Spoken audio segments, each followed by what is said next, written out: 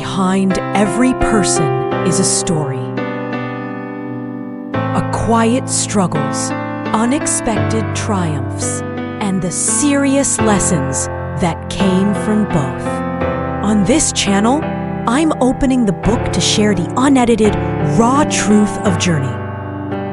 Come and listen. Join me as I share my untold stories.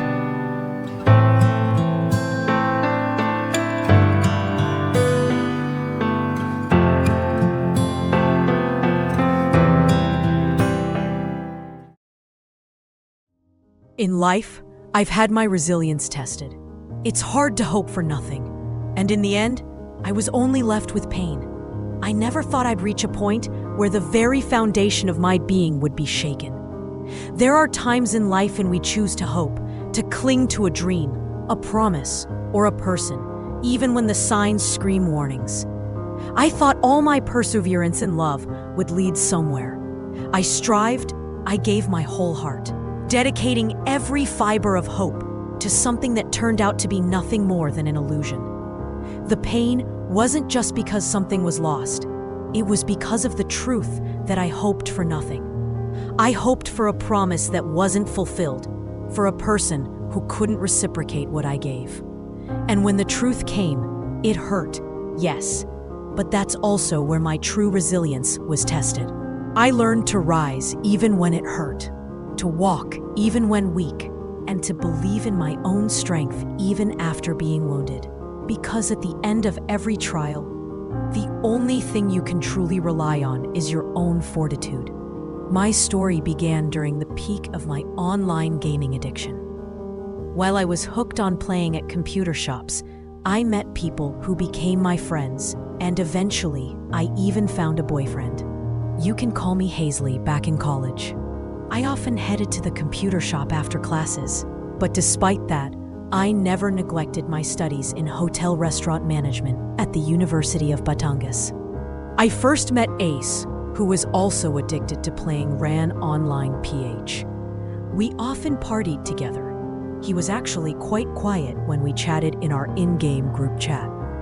One of my friends from the shop, however, was a prankster who used my name to pretend to be a girl. When the guys in the game fell for it, they'd shower us with in-game luxuries like gold, pets, and often upgrades for our armors and weapons, which significantly boosted my character's strength. One day, I asked Kuya Rai to pilot my character because I had school. By then, I was a graduating student. During a quest for the trading hall area, our guild party, all from a shop near Bawan, met Royce. His character was a brawler, and mine was an archer. Ate Melanie and our shopmates asked for help with our quest to get into the trading hall. We needed to move to a new spot to level up, as Mystic Peak Hole was no longer giving much experience. Melanie met Royce first, and then she introduced me to him. At first, we just had friendly chats, but eventually, we started video calling on Yahoo Messenger every day. We talked constantly, grew close, and fell in love. He didn't hide anything from me, and I knew he had a girlfriend, but he was more in love with me. I'll admit, I'm not particularly beautiful. I don't wear much makeup or accessories. I'm just a simple person, not particularly striking to others. One day, Royce's legit girlfriend Jenny logged in. He introduced me to her. I felt a pang in my chest, a feeling like jealousy. I was just the second option in Royce's life. After Jenny logged out, he talked to me and apologized, saying he didn't know how to break up with Jenny without causing a scene in the game. So we had a video call on Yahoo Messenger. Haisley, I love you so much, but I'm stuck in the middle. I don't know how to break up with Jenny. With you, I found sincerity and true love. Please don't push yourself away from me, he pleaded. I'll think about it, Royce. I love you, but it hurts when I see you two being sweet. It's hard to be a third wheel in a relationship.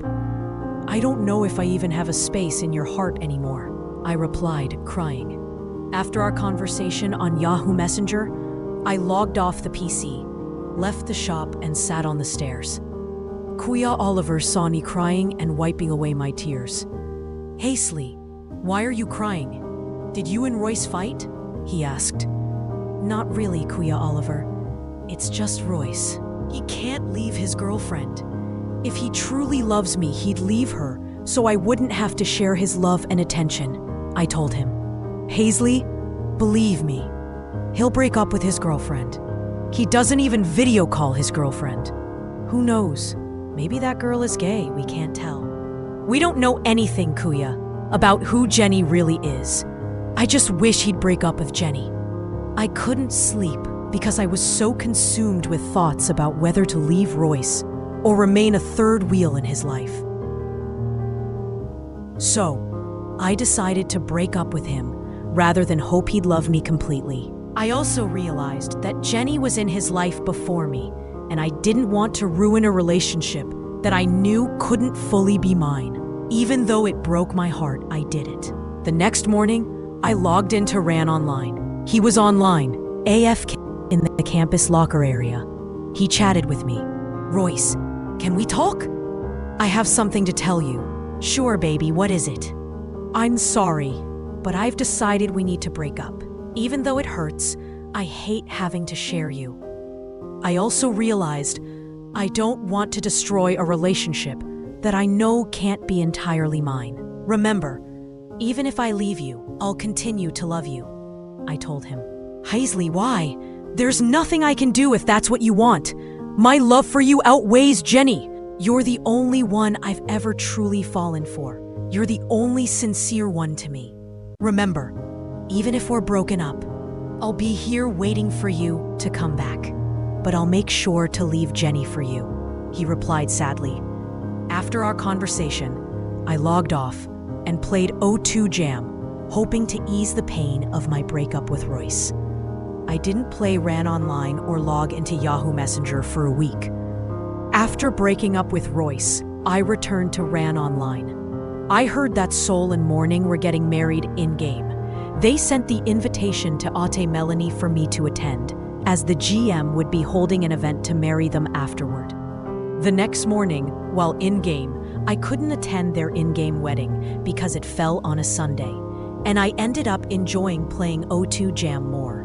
While playing, I forgot about the food I had bought in the fridge. I only played O2 Jam for an hour, then logged off to clean my room and sleep. On Monday, I went to school to submit my graduation requirements to avoid any hassle and to be able to play Ran Online at the computer shop. After school, I headed straight to the computer shop to play. It just so happened that Ate Melanie was manning the server and their shop. She called me over, saying she had something to tell me. "Haisley, Royce sent these for you. These boots and weapon were supposed to be a surprise for you, but you broke up with him. And this is his message to you in his offline chat on your messenger. Tell him thank you. I'll accept this as a remembrance from him."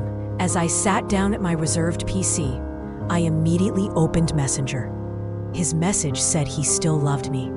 I tried to hold back tears because I was in the shop and it was crowded. I replied to him with a thank you. While I was playing, other friends from our group arrived at the shop to play. They invited me to an overnight session later, but I couldn't because I'd be staying at home. After using up my playtime, I just went home to pass the time. When I got home, I found my brother playing Ran Online, but on a different server, he was on Havoc, and I was on Tala.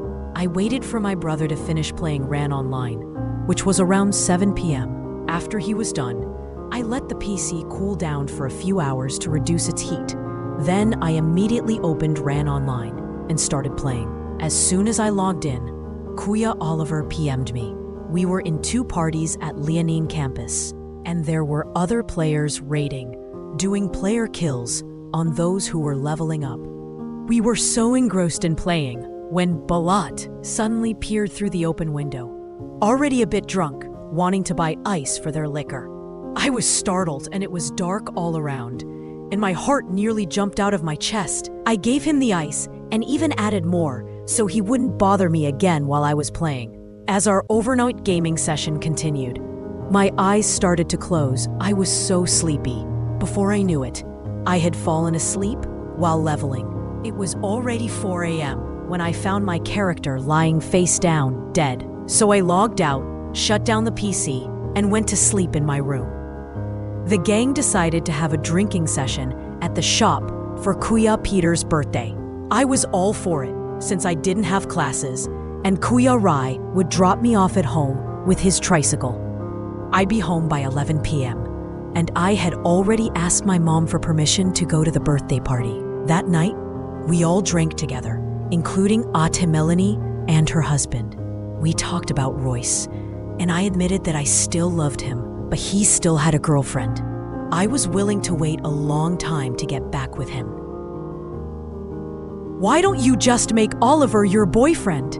He's kind, handsome, and you're always together, Kuya Elmer jokingly said.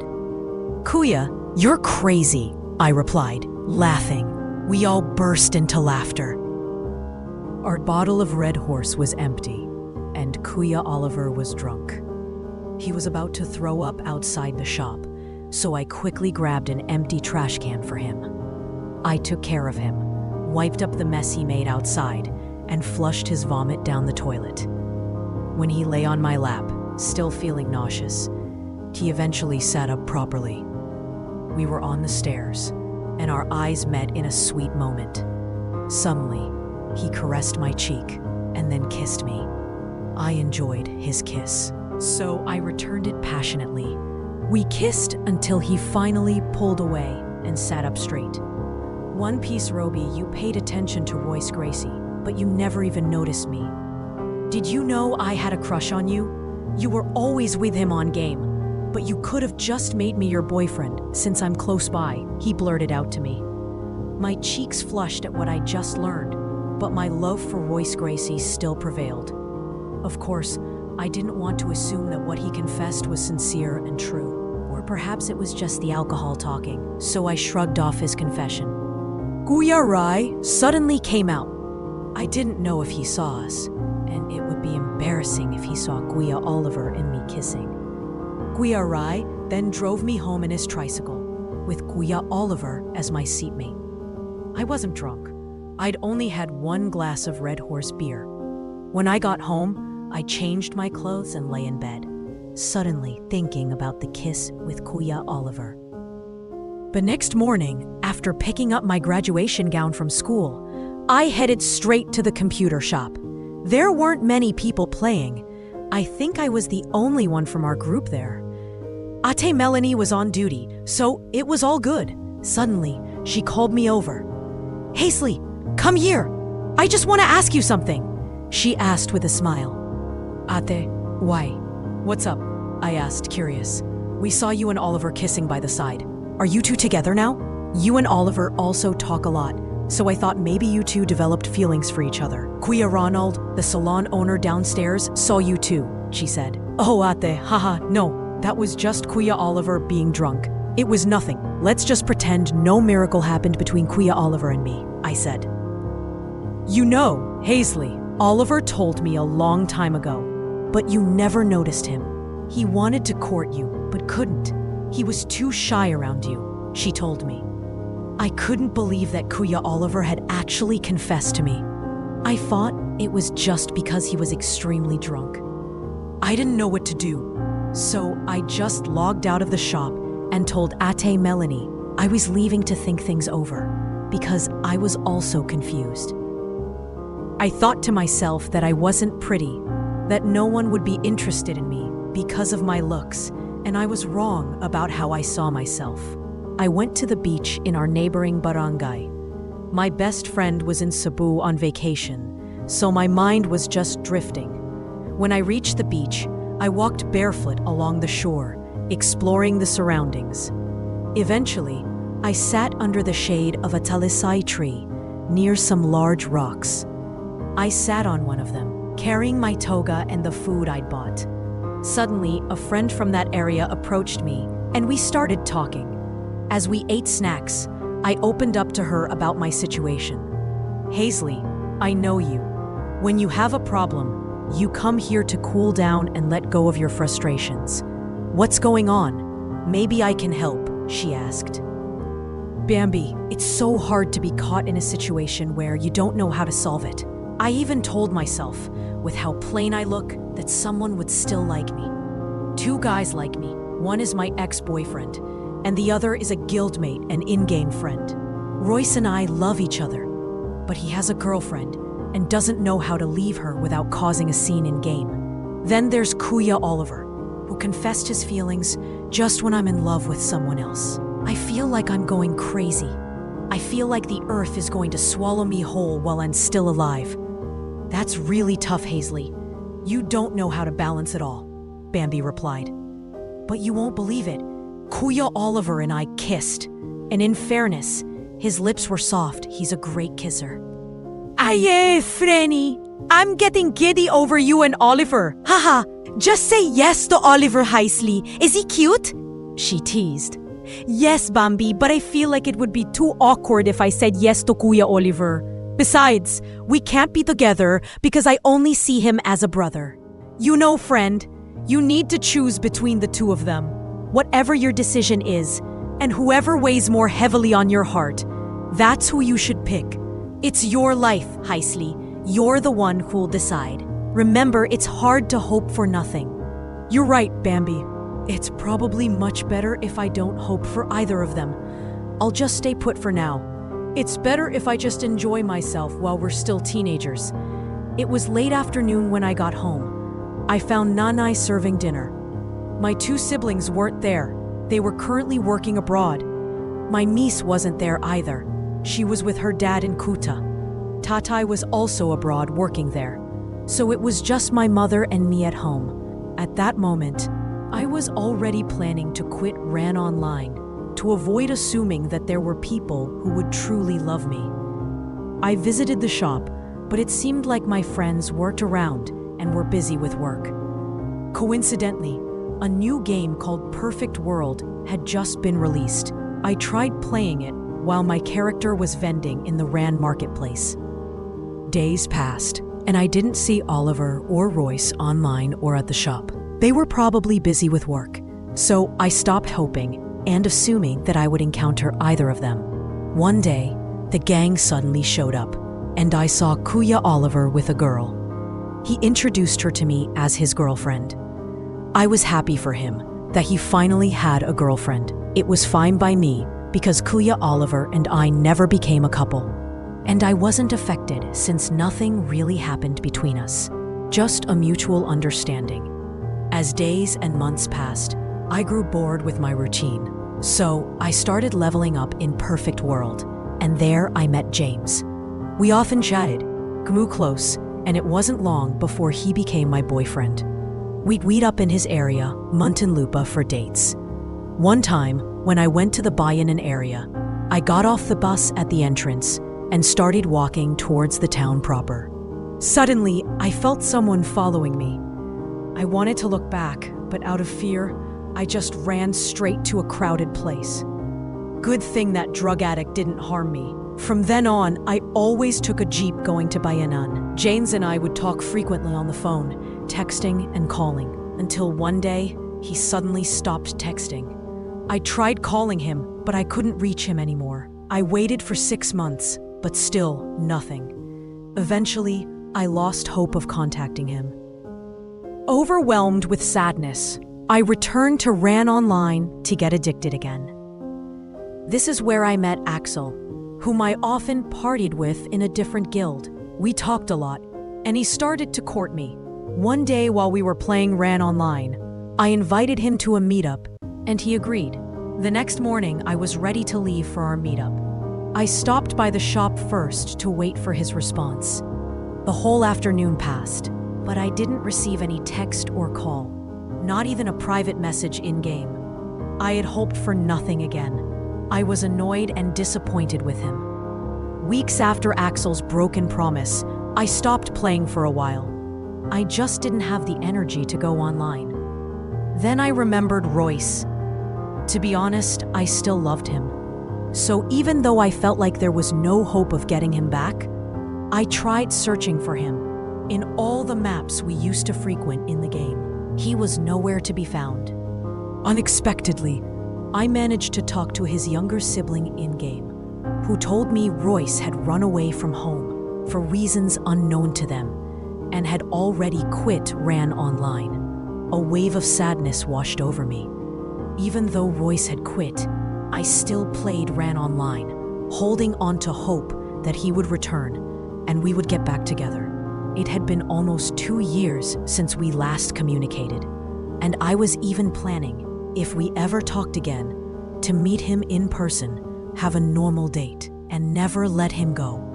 One day, while playing the game, a different character name sent me a private message. I expected it to be Royce chatting with me, so I first asked who it was and what they wanted from me. The reply was, "Haisley, please, let's talk. I'll explain," he pleaded with me. "Who is this? Axel, is that you? There's nothing left for us to talk about. You just led me on and made a fool of me. Do whatever you want with your life. I don't want to talk to you ever again," I chatted back. I was holding back tears from anger, trying to calm down so I could enjoy my game. As I played, I ran into Sam, an old guildmate of mine. We exchanged pleasantries, and then he asked for my cell phone number. After frequently talking on the phone and texting, we grew close, and he started courting me. I invited him out, and we agreed to meet at Star Mall, Alabang. The day I had been waiting for arrived. I met Sam at Star Mall. He invited me to eat at Jollibee. On our first date, I paid because he didn't have a job yet and was still looking for work. We had a good afternoon bonding. I checked my watch to see the time, needing to head home before it got too late for travel. He walked me to the transportation stop so I could get home. It was late afternoon when I got home. My mom didn't know where I'd been. She just thought I was taking care of school papers, even though I wasn't. One day, I went to his place to treat a boil on his arm. He wouldn't let his mom or aunt touch it, so he had no choice but to call me. Out of love, I went to his place just to insist on treating his boil. One time, I invited him out on a date just to get out of the house. I missed him terribly because we rarely saw each other and mostly just chatted on the phone. The next morning, we met up at Star Mall. As we rode the escalator, I noticed him looking at another woman's chest. She was beautiful, sexy, and fair-skinned.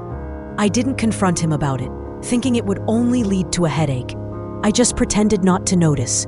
I felt small and insecure, feeling like I wasn't pretty in his eyes and that he dreamed of a beautiful girlfriend. When we got off the escalator, I tried to hold his hand, wanting to walk hand in hand with my boyfriend, but he suddenly pulled his hand away, saying he felt uncomfortable holding hands. His words hurt me. Just because I wasn't beautiful, that's how he made me feel. I felt like he was ashamed of me as his girlfriend. To be honest, I bottled up the resentment I felt. Later that same day, he took me to his house and told me to stay there for 2 weeks to rest from stress and to have someone to take care of him while he worked. Before we went home, he also asked me about what antibiotics were good for gonorrhea, as he had it. "How did you get gonorrhea?" I asked. "I don't know," he denied. I wondered why he had it. It's usually contracted through sexual contact with different people. I started to have doubts because we never had sexual contact. I didn't want to go home pregnant. He woke up early to shower and go to work. When he came out of the bathroom, he called me and showed me his brief. It had a mix of pus and blood, and it was foul-smelling and disgusting. I immediately put it in the washing machine to prevent the smell from spreading. The next day, Nanay Ani asked me to go with her to the market to buy food. As we walked, she told me about her child. She was imprisoned because of a frame-up and detained at the Women's Correctional in Mandaluyong for qualified theft, as there was no perpetrator to point to. She's a single mother, abandoned by her boyfriend who married his new, wealthier girlfriend instead. Nanay Anye was puzzled about where all her child's money was going. So she asked me, "Haisley, do you know where Sam's money goes?" "Nanai, I don't know, you should ask him." She also told me about rumors from their neighbors who claimed Sam was seen having sex in a dark, overgrown vacant lot with their neighbor, who was a prostitute. This made me even more suspicious about how Sam got gonorrhea. I suspected he was cheating on me. Nanai Annie, however, didn't believe the neighborhood gossip, saying they just had nothing better to do. We got home, and Tito Art called Nanai Annie. When I went inside, I washed my clothes so they'd be clean before I went back to Batangas. Sam came home late that night. We talked about one thing. He wanted to take my virginity, which I didn't agree to. He then started to argue with me. "Sam, what you want can't happen. What if I get pregnant? Besides, you just got over gonorrhea," I told him. "You're useless, all of you," he mumbled sluggishly. "What did you say? I'm useless, Sam? After all my effort for you, that's what I get to hear? Why? Because I won't give you what you want? Sam, you should think beyond yourself. Sometimes, consider if something will have a good outcome. Do you think I'm Superwoman? That I can do everything? Sam, don't talk to me like that. Because first of all, have you contributed anything to my life? Nothing but headaches. So who's useless now, huh? Isn't it you?" I replied, irritated. Sam was speechless after my biting words.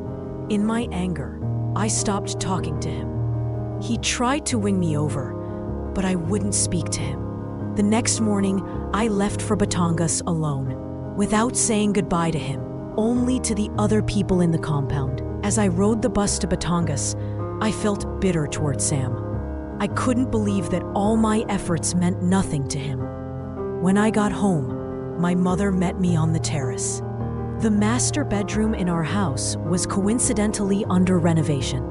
So after changing, I helped the workers. I painted the room walls all afternoon, just to forget the hurtful words I received from my boyfriend. In my extreme annoyance, I tuned on my radio and listened to music. I entertained myself with the music to get motivated to clean the house and my room. I felt better listening to the DJ's voice telling stories that resembled my own situation. Then, I got interested in the group chat. I first met Marichu, who was from Iban and had a blind friend who sang beautifully. One day, we decided to meet at SM Batangas, even though it was already getting late. So, that same day, the three of us met. We met at the department store. I was standing in the clothing section, inside, with my back turned, listening to someone singing karaoke when Marichu saw me and tapped me on the shoulder. "You startled me, Marichu. Have you two been here long?" "Yes, we've been here for a while. You got caught in traffic. That's why you're late." "I did get caught in traffic. Is it just the three of you?" "Yes, Haisley. Let's go to KFC. Mommy's waiting for us there." We went to KFC and had a fun time, the four of us. They asked me if I had a boyfriend, and I told them I did, but I was starting to have doubts about our relationship. I recounted my life story, starting from being an online gamer, which led to having boyfriends, but none of them worked out. With Sam, we'd been together for almost 3 years, but I was feeling suspicious. They invited me to Blue Rose Farm next week for some bonding, and they'd pick me up in San Jose. I agreed because I'd never been to that farm before. It was late when we got home. They dropped me off at the diversion road, and I made it back to my house. One day, the radio station created a fan page, and I stumbled upon Glessie. She was a teacher from Rosario, and I shared my life experiences with her. Then, she introduced me to a guy named Piolo from San Juan, Batangas. She said I could make him my boyfriend and that he was good at romance. One day, the radio station created a fan page, and I stumbled upon Glessie. She was a teacher from Rosario, and I shared my life experiences with her. Then, she introduced me to a guy named Piolo from San Juan, Batangas. She said I could make him my boyfriend and that he was good at romance. I didn't hesitate. I immediately searched for his profile name on Facebook. Back then, I had a laptop. I wasn't disappointed. I found his profile and quickly sent a friend request and a chat message. He accepted my friend request, and I started chatting with him, sharing my story and asking for advice. While we were talking, I accidentally opened Sam's Facebook. He must have left it open when he used my laptop. So I got curious and peeked at his profile. Something pushed me to open his message chat list. What greeted me were his disgusting chats with a man. I also read a comment from one of his friends who was setting him up with a girl. My vision blurred, and I felt utterly dismayed by what I read. I went through their chat exchange one by one. "Are you available now?" he said. "I don't have money now. Maybe tomorrow we can do, the gay man replied. And then, in another chat with a friend, I read this. "Dude, have you met the girl I set you up with?" His friend asked. "Yeah, dude, she's great. She's so sexy, so good, so smooth," he replied. I felt small and disgusted with myself. I didn't know where I went wrong. Was it because I didn't give him my virginity? Because I'm too simple? Or am I ugly? Or because he couldn't show me off to other people because I wasn't striking in their eyes? I suddenly stood up from where I was sitting, picked up a thick 2x2 piece of wood, and walked out to the back of our house. I felt like I was losing my mind. Thankfully, my mother saw me washing dishes at the sink outside. She ran after me, fearing what I might do, tapped me on the shoulder, and I came back to my senses. "Haisley, what happened to you? You're out of your mind," she asked worriedly. I couldn't speak, overwhelmed by resentment and anger. I just went straight to my room and locked myself in, not eating all day and night. I fell asleep without food or water and woke up with the sun, staring blankly and deep in thought. I tried to get out of my room to clean the house, but I couldn't bring myself to do it and remained silent. I asked myself, why are there people like that? Selfish people who only think of their own happiness, not caring if they hurt others. He's already ugly, yet he dreams of a beautiful girlfriend. Ugly, and yet he still managed to deceive and use me. Honestly, on every date, I paid for everything. All the luxuries came from me. I felt such immense pity for myself, and my heart was practically crushed and shattered by him. The next day, he called me, and I confronted him. "I have a question for you. Why did you get gonorrhea?" I asked. "I don't know," he denied. "Because it's impossible for you to get gonorrhea if you haven't been promiscuous. You get that from sexual contact, so it's impossible for it to just magically appear in your body. We haven't done anything miraculous. Admit it to me. Did you sleep with a gay man and a prostitute? You just don't want to tell me the truth. You're caught. Why are you still denying it?" I said coldly. "What are you saying? I told you I don't know what you're talking about. I'm not cheating on you. I'm honest with you," he replied defensively. "What are you saying? I told you I don't know what you're talking about. I'm not cheating on you. I'm honest with you," he replied defensively. "You're caught and you're still denying it?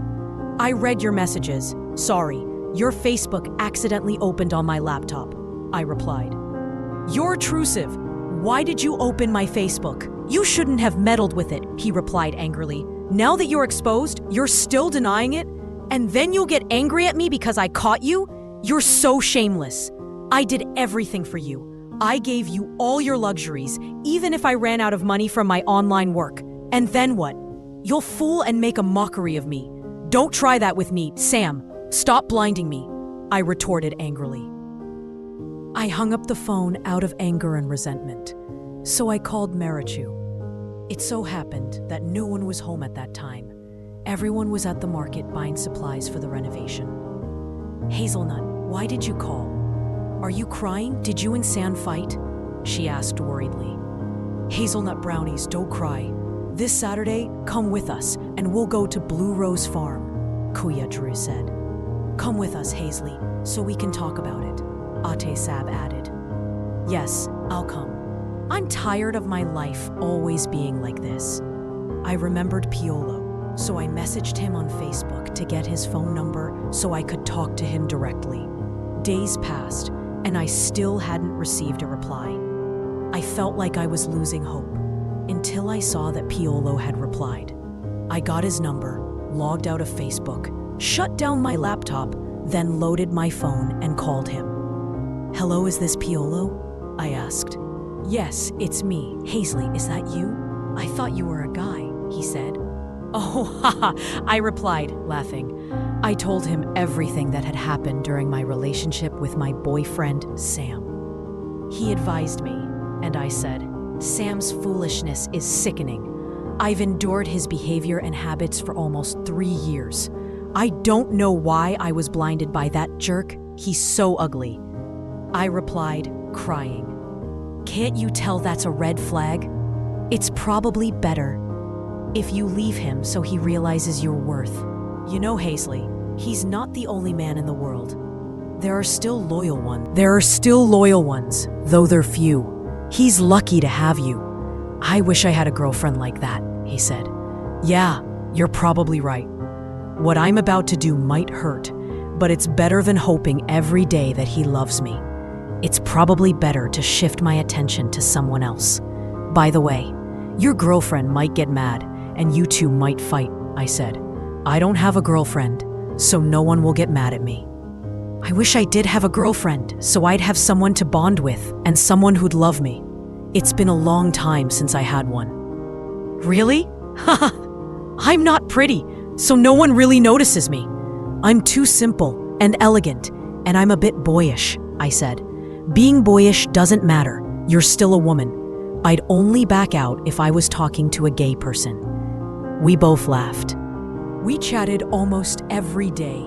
Sometimes I'd even load his phone just to have someone to talk to shift my focus to him. Every day was filled with laughter and stories about our pasts. I think I was falling for him. Then Sam suddenly texted me. How are you, baby? I called, but your phone's always busy. What are you doing? I didn't reply. I was thinking about how to break up with him. Coincidentally, Kuya Drew and Marichu called on my other phone. Hazelnut brownies, how are you? Mommy, Mamichu, and I are inviting you to visit Blue Rose Farm. You seem happy now. Who could be making this kid so happy? Kuya Drew asked excitedly. I'll tell you later. I met a guy on the fan page. Just text me where we'll meet up. He's calling on my other phone now, I replied, giggling. I answered Piolo's call. I told him that Sam had texted and that I was sick of replying to his texts or even answering his calls. In my mind, I wished he could be my boyfriend. You know, Piolo, I'll only break up with Sam if you agree to be my boyfriend, I joked. Do you want me to? I don't have a girlfriend either. Don't worry. If I become your boyfriend, I'll make you happy until the end, he replied seriously. Oh my goodness, are you serious? I was just kidding. Don't worry, I'll think about it for a few days before saying yes. He's not the only man in the world, and it wouldn't be bad if I completely shifted my attention to you, I joked. All right, I'll wait for you, but we'll continue to text and call each other so I can properly court you, he replied seriously. Okay, if I say a sweet yes, what do you want me to call you? I asked, giggling. You'll call me mine, and I'll call you that too, he replied. I was completely entertained by him every day and was almost over Sam. Sam texted me daily, but I wouldn't reply to any of his calls or texts, not even a single word.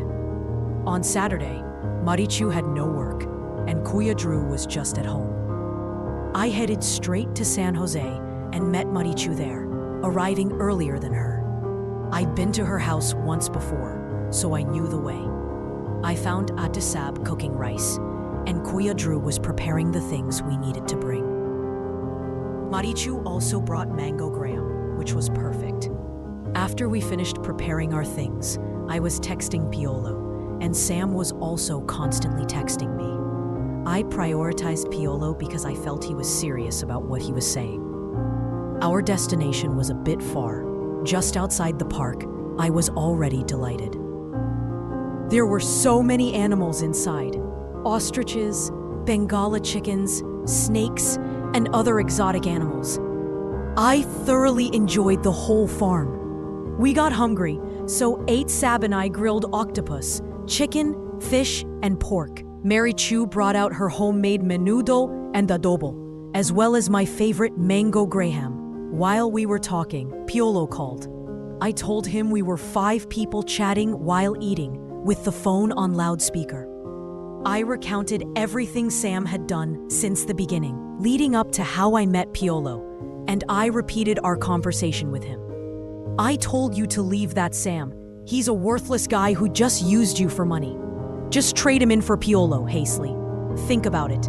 What Sam's doing is already a red flag, and you're still putting up with it, Kuya Drew said, joking with me. The question is, Kuya Drew, do I still have a chance with Haisley? Piolo replied playfully.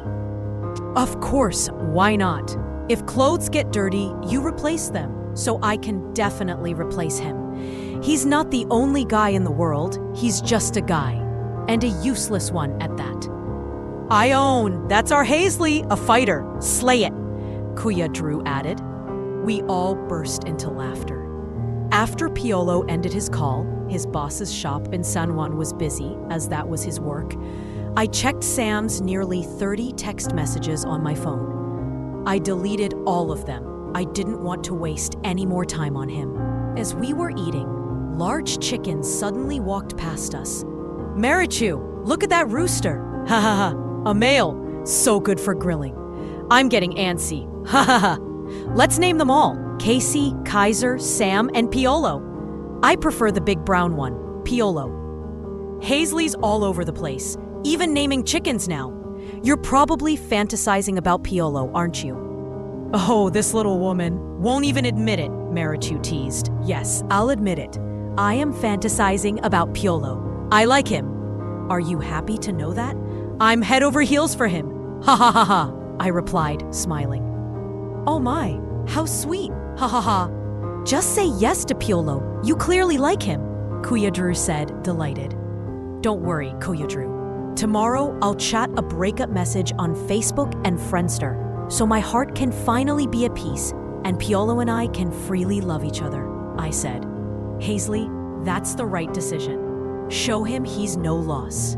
Make him taste what it's like to be hurt, to be deceived and abandoned, Sab added. Sab, just let me. Ha ha ha. He better be ready for what I'm going to say tomorrow. I'm truly decided. I don't want to end up with someone who keeps deceiving me. I don't want our relationship to turn into hell. I don't want to add more stones to throw at my own head, I replied. All right, we'll support your decision. Keep us updated, they said. I put a slice of mango graham on my plate and gasped at how delicious Marichu's creation was. Wow, Marie, your mango graham is so good. It's so sweet, just like Piolo, haha, I joked to Marichu. Oh, really now? You're totally in love with Piolo. You're really smitten with Piolo, she teased back. We all burst into laughter. It was late afternoon when I was dropped off at the diversion in Batangas. When I arrived home, I had mango graham and menudo from Marichu. My mother greeted me on the terrace, smiling, knowing I had brought food. I helped Nanay clean the sink and floor. Then we ate and I went to my room. My niece was sleeping next to Nanay, so I lay down in my own room to use my laptop and prepare a breakup letter for Sam. My message read, I'm sorry, but I really can't take it anymore. All your deceptions and false hopes. I loved you, but what did you do? You replaced it with bitterness in our relationship. I don't want to reach a point where we're constantly fighting. I'm stressed with you, and I'm so tired of trying to save our relationship. Your deception and false hopes have reached their limit. I don't want to get to the point where I'll throw a rock at your head. And if we end up together, our life will be hell, If there's any space left in your heart, please set me free. The longer this goes on, the more I get hurt by what you do. I'm sorry, but I love someone else now, and he's the one making me happy. I'm sorry. Whether you like it or not, we're breaking up. For my life. The next morning, I called Kuya, Drew, and Marichu to update them about Piolo and me. Guys, haha, good news! I said yes to Piolo, as in, we're officially together. He's been my boyfriend since last night. I happily updated them. Haisley, we're so happy for you two. You've made all three of us giddy. Wait, what happened to Sam, by the way? He might commit suicide out of heartbreak, Kuya Drew said. Let him be. It's his fault. I don't care if he jumps off a building. That's on him, I said. We all burst into laughter. One day, Sam texted me, pestering me to talk to him. Until he texted this: "You're going to be a godmother to our baby. I hope you can make it," he said, stupidly. Oh, is that so? All right, when is it? I replied. Right now, he texted back. I no longer felt pain. I felt a sense of inner peace. I woke up feeling great. The first time I hadn't felt stressed. Piolo called early, and I had bought a headset, so I didn't have to hold my phone. My mother noticed I was happy and eager to clean the house. On December 23rd, 2010, I was wrapping gifts for my godchildren, which I would give them on the 25th. Sam texted me, "Babe, I'm sorry. Can you please give me some time to talk? You're not answering my texts or calls. Your phone is always busy. Do you still love me? I hope you can forgive me," he pleaded. "Okay, I'll think about it first. Don't bother me for now. I'm busy," I replied. He didn't text again, which secretly pleased me. On the evening of December 24th, just before the clock struck midnight, marking Christmas, I said yes to Piolo. From that day on, he was my boyfriend. My Christmas and New Year would be happy, a new beginning for my life. The next morning, I called Kuya Drew and Marichu to update them about Piolo and me. Guys, haha, good news! I said yes to Piolo, as in we're officially together. He's been my boyfriend since last night. I happily updated them. Haisley, we're so happy for you two. You've made all three of us giddy. Wait, what happened to Sam, by the way? He might commit suicide out of heartbreak, Kuya Drew said. Let him be. It's his fault. I don't care if he jumps off a building. That's on him, I said. We all burst into laughter. One day, Sam texted me, pestering me to talk to him. Until he texted this: "You're going to be a godmother to our baby. I hope you can make it," he said stupidly. Oh, is that so? All right, when is it? I replied. Right now, he texted back. I pretended to reply, asking if he'd gotten a girl pregnant and saying I was happy for him. Good for you. Congratulations, I replied. You're not talking to me. Why are you like this to me? I'm already apologizing to you, he replied. Didn't I tell you we broke up? Didn't you read my message to you on Friendster and Facebook? It took Sam a while to reply. Then he texted again. Haisley, can you just throw away our 3 years together like that? Please don't.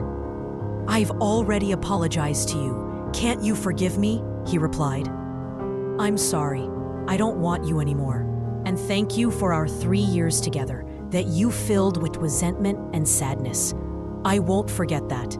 And if you can, please stop bothering me. This is the last time we'll talk. I'm cutting off communication with you. I replied, I won't agree to that just like that. That was his last reply. Just then, my sister-in-law happened to be selling SIM cards, so I bought one. But before I changed it, I texted Piolo with my new SIM, making sure to write down his number on paper first. Sam kept calling, but I didn't answer. In my frustration, I went to Bambi's house to ask her fisherman father if they could take me with them on their boat. so I could throw my old SIM card into the deep waters of Mabini. The father and daughter agreed. So, at that very moment, we headed to the deep waters of Mabini, all the way from Barangay San Miguel. Once we reached the open sea, I removed the SIM card from my phone and threw it away. Bambi, this is the start of my new life without Sam, to get rid of the bad spirit that possessed that SIM card, I said. The father and daughter laughed at my remark. I was happy because there would be no more complications in Piolo's and my life. I know Sam's personality. He wouldn't come all the way to Batangas to win me back because he lacks the conviction of a real man. And I no longer need to expect anything from him. One day, I asked my boyfriend to open my Facebook account so I could see if Sam had finally stopped bothering me. Mine, someone chatted you. I think it's Sam's cousin. They're asking why their cousin is acting like that, saying he's often drinking at the shop, and worse, breaking Red Horse bottles outside and in front of their house, causing a ruckus, he said. Tell that deceiving cousin of his that he led me on and cheated on me, so it's his fault. I hoped he loved me for 3 years, and I did everything to save our relationship, but I've given up. And if they reply, don't answer them. Let them handle Sam's tantrums. It's their problem now, I said. Piolo suddenly looked sad. Mine, why are you suddenly quiet? I asked. Mine, if you want to get back with him, I won't stop you, he replied sadly. Mine, I don't need to go back to him. I'm over him. I love you so much. You are the last and only boyfriend I will marry for life, I replied to him. I asked Piolo to block Sam so that our lives could be peaceful. I also had him block Sam on Friendster. Inside, I felt I had finally gotten my revenge. Now he would feel what it's like to be cheated on and led on. It wasn't my intention for Piolo to be a rebound. My love for him was pure and true. 2 months after my breakup with Sam, Piolo and I finally met at SM Lipa. I invited him to our fan page Grand Eyeball Get-Together. Our group had a great time bonding, and I introduced him to my family, friends, and best friend. Kuya Drew, Ate Sab, and Marichu then invited us for a get-together at their house in San Jose, and I accepted their offer. The next morning, it was a non-working holiday, so we drove to San Jose. As we entered Kuya Drew's house, they were surprised by Piolo's presence. The 3 of them immediately pulled me aside to the sink. Haisley, Piolo is so handsome, like the actor Piolo Pascual, so youthful and baby-faced. You're so lucky, girl, and he seems so kind. We're so envious of you, they exclaimed. I just smiled at their teasing. While we chatted, we also sliced ingredients for the lomi that Ate Sab bought from the market. We had a great time bonding and singing, and we even slept there. 8 years later, Piolo and I got married. Marichu now has a boyfriend. Sadly, Kuya Drew passed away due to a heart attack. He and Ate Sab had a baby. As for my past boyfriends, I have no news. Before Piolo and I got married, I heard that Royce had broken up with Jenny because he found out she was gay. I never heard anything about Sam after our breakup, and Bambi is now working in abroad and married a boyfriend guy. Through all the events in my life, I realized that you shouldn't hope for someone who can no longer be brought back into your life. Also, once your trust in someone is broken, it can never be fully restored. We shouldn't rush into having boyfriends or girlfriends. It will come naturally. It's also part of life to stumble. If we don't fall, we won't learn to fight and become stronger. Through all the storms and unexpected turns in my life, I've come to a profound realization. There are some things, some people, we can no longer hope to bring back into our lives. It's a painful truth, like trying to catch smoke or hold water in your hands. You cling, you yearn, but eventually you must acknowledge that some chapters are truly closed, and some presences are meant to become memories, not realities. And trust, Ah, trust, that fragile, invaluable bond. I learned, in the harshest of ways, that once it's shattered between people, it can never be fully restored. Pieces might be picked up, a facade rebuilt, but the original integrity is gone forever. The cracks remain, a constant reminder of what was lost. This realization has reshaped how I view every connection, every promise. Perhaps the most crucial lesson, one I wish I'd learned sooner, is this. Don't rush into love, into relationships. There's no need to chase after affection or force connections. True love, genuine companionship, these things will come naturally, in their own time, when you're ready and when the right person truly aligns with your path.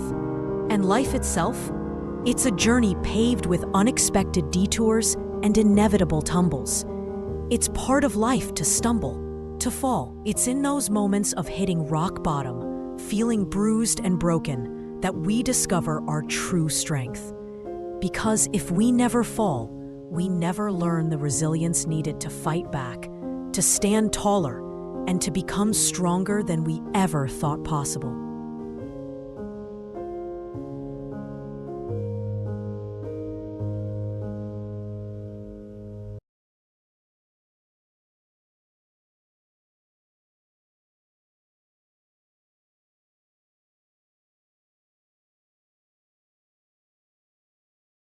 Thank you for listening to my story and for allowing me to share these reflections with you. If this resonated with you, please give this video a thumbs up, share it with a friend who might need to hear it, and don't forget to subscribe for more.